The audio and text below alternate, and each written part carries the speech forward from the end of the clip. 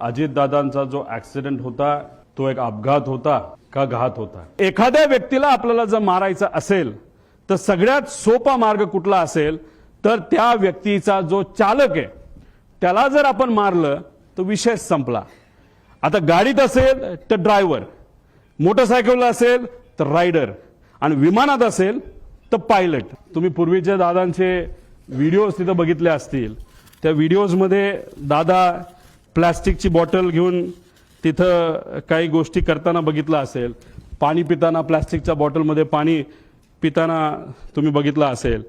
आणि मग पण नजीकच्या काळामध्ये म्हणजे हे जे काय आहे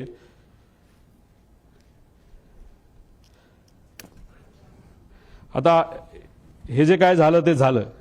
ही गोष्ट कदाचित दादांच्या मनामध्ये असावी की कधीही काही होऊ शकतं.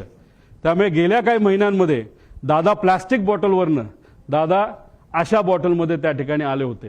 का आले होते, कशामुळे आले होते, ह्याच्यात काय करू शकता येत नाही.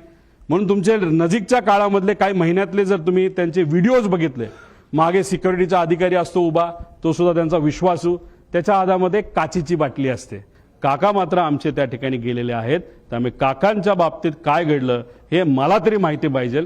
त्यांना माहिती नको असेल तर तो त्यांचा विषय आहे. इथं मला राजकीय कुठंच काय बोलायचं नाही. घातपात आहे का तर त्याची शंका 100% आहे.